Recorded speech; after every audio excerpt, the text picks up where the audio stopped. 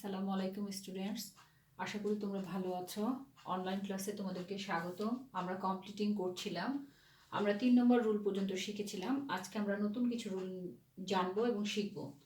দেখো, আমরা যখন কমপ্লিটিং করতে যাব তখন আমরা কিছু ফ্রেজ ইউজ করব, ক্লজ ইউজ করব, দিয়ে তারপর আমরা সেন্টেন্সটাকে তৈরি করব। গত ক্লাসে আমরা অ্যান্ড, বাট, বিকজ এইগুলো দিয়ে নিয়ম শিখেছিলাম, বা কি ওয়ার্ড কখন আমাদেরকে ব্যবহার করতে হবে সেটা জেনেছিলাম। হোয়েন, এখন দেখো এই হোয়েন ওয়ার্ডটাকে আমরা এক অর্থে যখন তখন অথবা কখন হিসেবে ব্যবহার করতে পারি। এটা কখনো সাবঅর্ডিনেট কনজাংশন হিসেবে কমপ্লেক্স সেন্টেন্স তৈরি করতে সাহায্য করে, আবার এটা সময় জানতে গিয়ে রিলেটিভ অ্যাডভার্ব হিসেবে কাজ করে। কাজে আমাকে সেন্টেন্সটা যেটা দেওয়া থাকবে সেটা পড়ে বুঝতে হবে যে আমাকে এখানে কি করতে হবে। মূলত আমাদের কমপ্লেক্স তৈরি সেন্টেন্স করতে গেলে আমরা হোয়েনটাকে যখন অর্থে ব্যবহার করে থাকি। দেখো, এবং এই ক্লজটা কি হচ্ছে, যেটার আগে ঘটে বা যেটা শেষ হয় তার পূর্বে হোয়েনটা ব্যবহৃত হয়।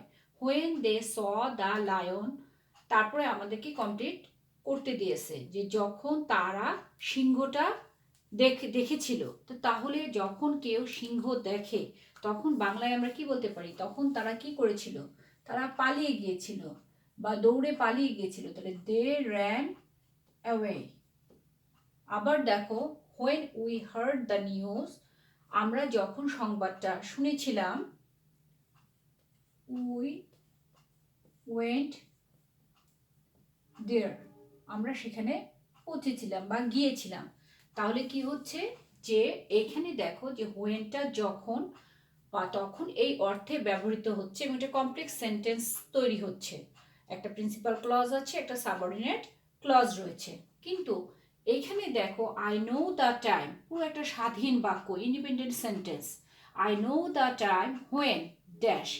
তাহলে কি বলছে যে যখন এই হোয়েনটা রিলেটিভ মানে কি সম্পর্ক স্থাপন করে, আত্মীয়তা স্থাপন করে, যখন এই হোয়েনটা রিলেটিভ অ্যাডভার্ব হিসেবে কাজ করবে তখন দিয়ে আমরা একটা কম্পাউন্ড সেন্টেন্স তৈরি করতে পারবো।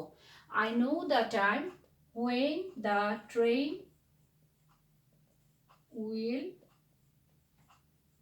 reach the station. আমি বলতে পারি আমি সময়টা জানি কখন ট্রেনটা স্টেশনে পৌঁছাবে। তাহলে দুটো হোয়েনের ব্যবহার দেখো, একটা কমপ্লেক্স সেন্টেন্স তৈরিতে সাহায্য করেছে আর একটা আমার কম্পাউন্ড সেন্টেন্স তৈরিতে সাহায্য করেছে। এরপর আমরা চলে যাই আরো একটা নিয়মে। আমরা অনেক আগে থেকেই জানি সো দ্যাট। সো দ্যাট মানে হচ্ছে যাতে করে, so that, in order that, that, এই প্রত্যেকটার মানেই হচ্ছে যাতে করে।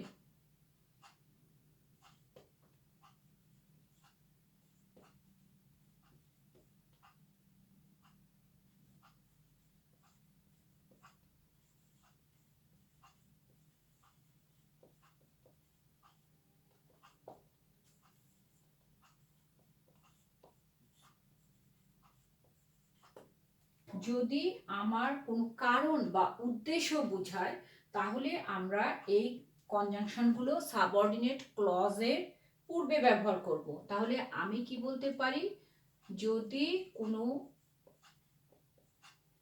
উদ্দেশ্য বা কারণ বোঝায়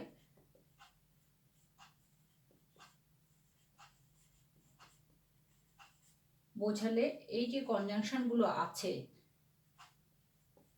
সেটা আমরা কি করতে পারি, সাবঅর্ডিনেটেড ক্লজের পূর্বে ব্যবহার করতে পারি।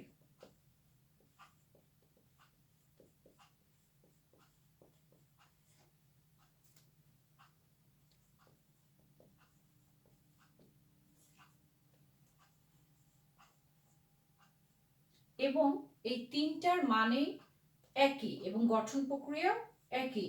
এবং এটা দিয়ে কি তৈরি করি, আমরা সাধারণত কমপ্লেক্স সেন্টেন্স তৈরি করি।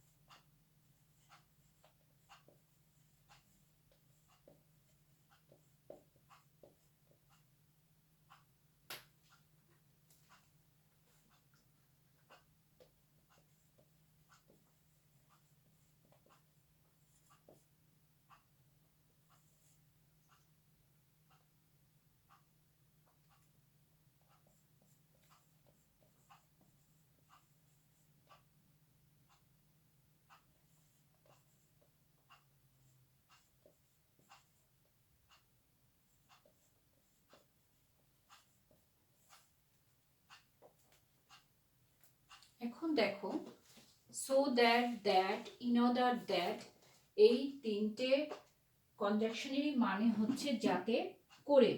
এখন যদি আমার কোনো সেন্টেন্স থাকে সেখানে যদি আমার কোনো উদ্দেশ্য বা কারণ বোঝায়, তাহলে আমাকে সেখানে আমি সো দ্যাট দিয়ে বাকি অংশ কমপ্লিট করব এবং সেটা একটা কমপ্লেক্স সেন্টেন্স তৈরি হবে।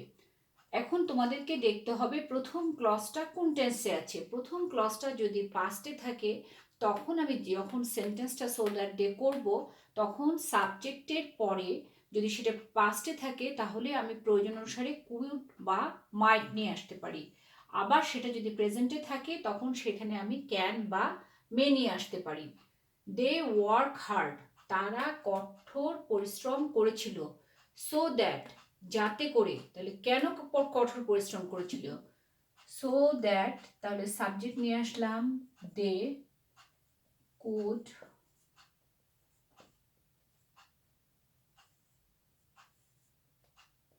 যাতে করে তারা জীবনে সাফল্য লাভ করতে পারে, এই অর্থে আমরা এখানে they could succeed in life. She walked fast, সে দ্রুত হেঁটেছিল। ইন অর্ডার দ্যাট, যাতে করে she could catch the bus অথবা ট্রেন বা ক্লাস। সে দ্রুত কেন হেঁটেছিল? উদ্দেশ্যটা তার কি ছিল? যাতে করে সে বাসটা ধরতে পারে। তাহলে কি হলো? পাস্ট টেন্সে আছে, পরে in order that, so that, that, এরপরে সাবজেক্ট আসলো, তারপরে প্রয়োজন অনুসারে আমার কুড আসতে পারে বা মাইট আসতে পারে, ভার্বের বেস ফর্ম, এক্সটেনশন, মানানসই বাক্য। She labours hard so that, এখানে যেহেতু প্রেজেন্টে আছে আমি নিয়ে আসলাম can. He can shine in life, যাতে করে সে জীবনে সাফল্য লাভ করতে পারে। তাহলে কি হলো? So that, that, in order that, এই তিনটে কনজাংশন যেটা আছে যে সেটা আমরা কমপ্লেক্স সেন্টেন্স তৈরিতে সাহায্য করে, এবং সেটা তৈরি করবার সময় আমাকে প্রথম ক্লজ দেখতে হবে সেটা কোন টেন্সে আছে। এরপরে দেখো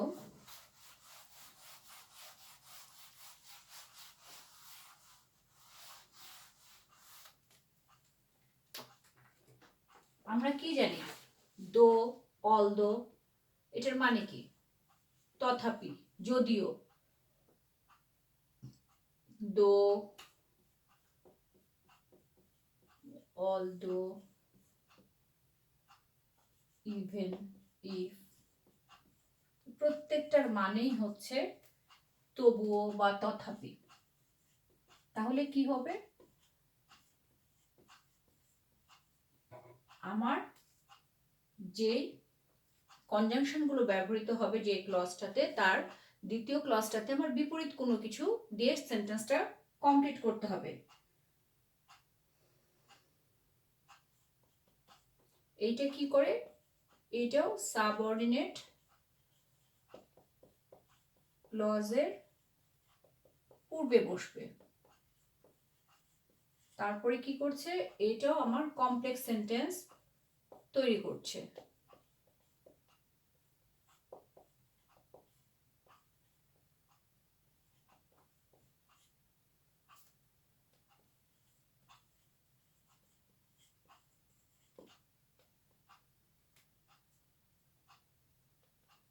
আমাদেরকে কি করতে হবে? যেহেতু এটা দিয়ে বিপরীত শব্দ প্রকাশ পায়, তাহলে আমাকে অপোজিট কোনো কিছু দিয়ে বিপরীত মানানসই বাক্য গঠন করতে হবে।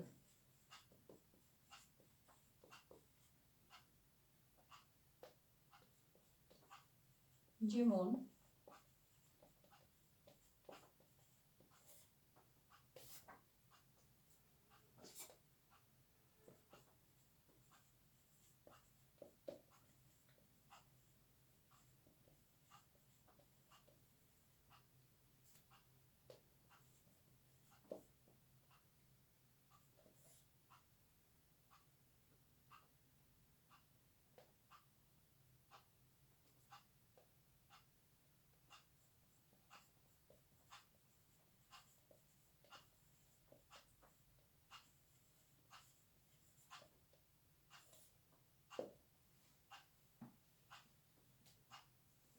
দেখো তাহলে কি হচ্ছে, দো এটা মোটামুটিভাবে আমাদের বোর্ড কোশ্চেন যদি যখন সলভ করতে যাবা তখন তোমরা সো দ্যাট বা দো এই কনজাংশনগুলো দিয়ে তৈরি শব্দ তোমরা পাবা, তোমাদেরকে কমপ্লিট করতে হবে।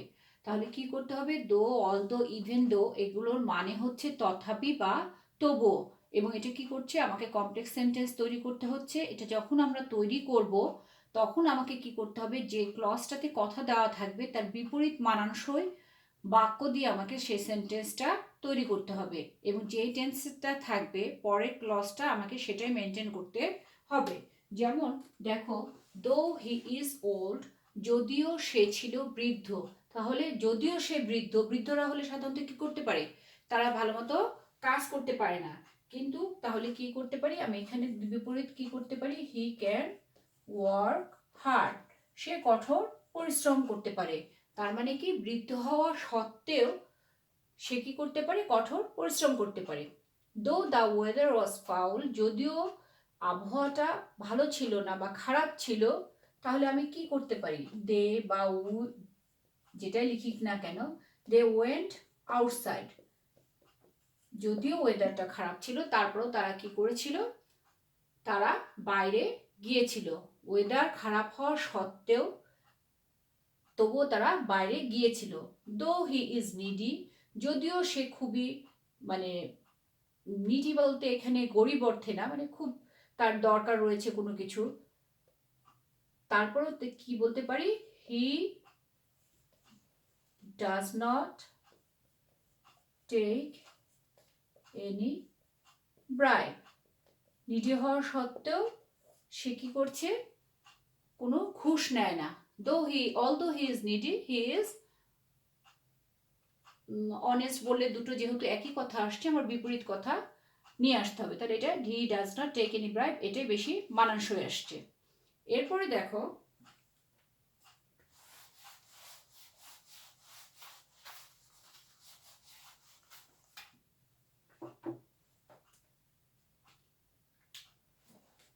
আমরা যখন কমপ্লিটিং বাক্য দিয়ে করাবো, এখানে আমি জাস্ট কিছুটা রুল করিয়ে আমি পুরোপুরি এক্সারসাইজে চলে গিয়ে আমি সেখানে প্র্যাকটিস করলে তোমরা তখন বুঝতে পারবা। অ্যাজ লং অ্যাজ বা সো লং, যেটাই বলি না কেন সেটা ব্যবহৃত হচ্ছে যে পর্যন্ত অথবা যতক্ষণ অর্থে কথা যখন ব্যবহৃত হবে তখন আমরা এই সাবঅর্ডিনেট ক্লজ ইটা কনজাংশনটা ব্যবহার করব। এটা দিয়ে কমপ্লেক্স সেন্টেন্স তৈরি হচ্ছে।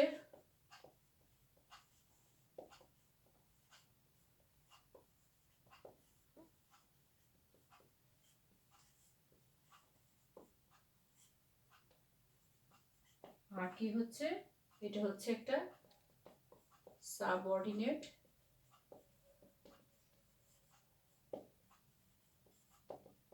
Conjunction.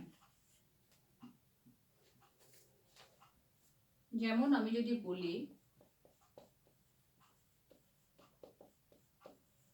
Allah will help us as long as,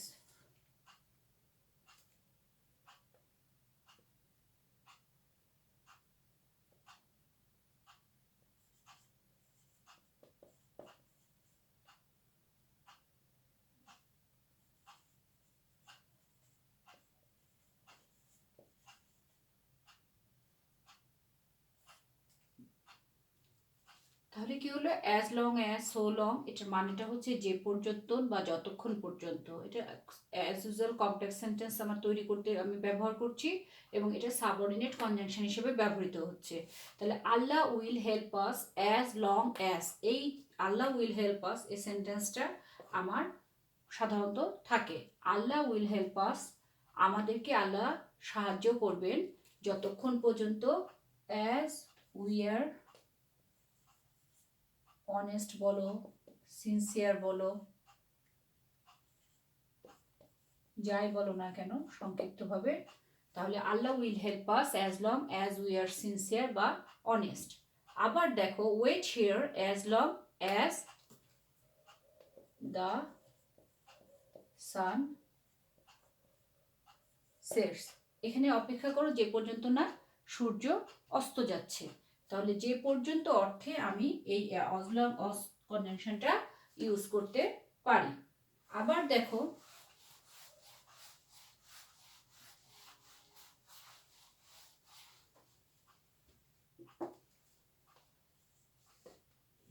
unless. Unless মানে কি? যদি না। ইফ মানে কি? যদি। তাহলে একটা নেগেটিভ একটা পজিটিভ।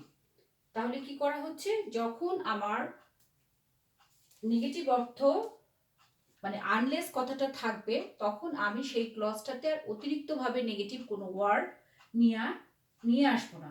ঠিক আছে? তাহলে আনলেস নিজে একটা নেগেটিভ ওয়ার্ড, আনলেস নিজে একটা নেগেটিভ ওয়ার্ড।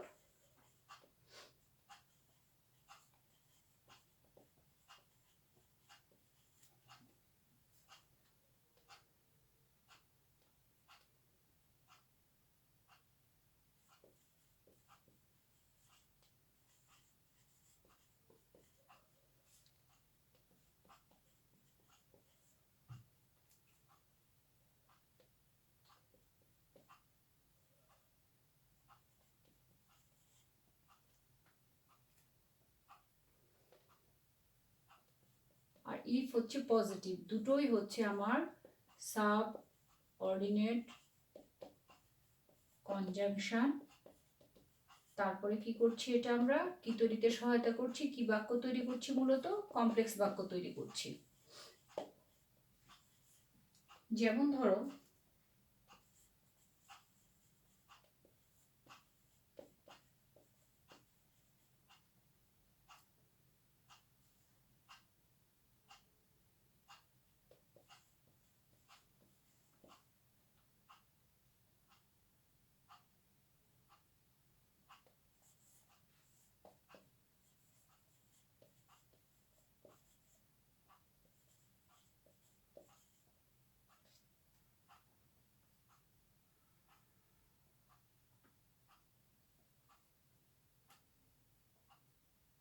এখানে একটু মিসিং হয়েছে, কোনো নেগেটিভ ক্লজ না, কোনোটি নেগেটিভ।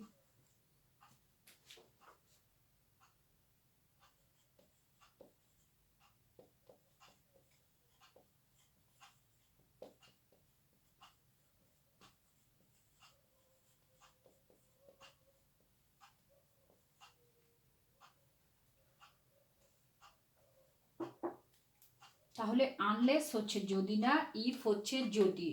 একটা না বোধক একটা হ্যাঁ বোধক। যখন এই আনলেস যুক্ত বাক্যটা থাকবে সেটা পজিটিভে থাকবে এবং আমি দ্বিতীয় বাক্যটা নেগেটিভে করব। আনলেস ইউ লেবার হার্ড, যদি না তুমি কঠোর পরিশ্রম করো তাহলে কি করবা? You can't shine in life, অথবা you can't pass in the exam. আবার যদি বলো ইফ ইউ ওয়ার্ক হার্ড, যদি তুমি কঠোর পরিশ্রম করো, you will shine in life, তুমি জীবনে সাফল্য লাভ করবা বা তোমার জীবনটা উজ্জ্বল হবে। তাহলে কি হচ্ছে যে আনলেস কথাটা নেগেটিভ অর্থে, ইফ কথাটা পজিটিভ অর্থে ব্যবহৃত হচ্ছে। এবং আমাদের মোটামুটিভাবে কিছু কমন আছে, সো দ্যাট, ইফ, আনলেস, তারপরে বিকজ। এই কম্পাউন্ড সেন্টেন্স বা কমপ্লেক্স সেন্টেন্স তৈরি করতে গেলে এই কনজাংশনগুলো আমরা ব্যবহার করছি এবং কমপ্লিটিং করতে গেলে এগুলোই আমাদেরকে ঘুরে ফিরে আসছে পরীক্ষাতে। এরপরে দেখো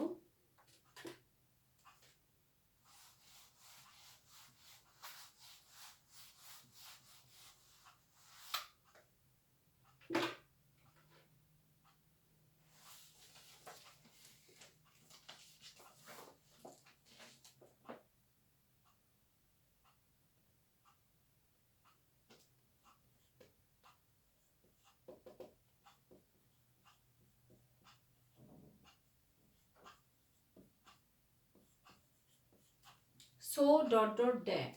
ওখানে সো দ্যাট মানে হচ্ছে যাতে করে, আর এখানে সো ডট ডট দ্যাট এটা হচ্ছে এতই যে, এটাও আমার কমপ্লেক্স সেন্টেন্স তৈরি করতে ব্যবহৃত হয়। যেমন আমি যদি বলি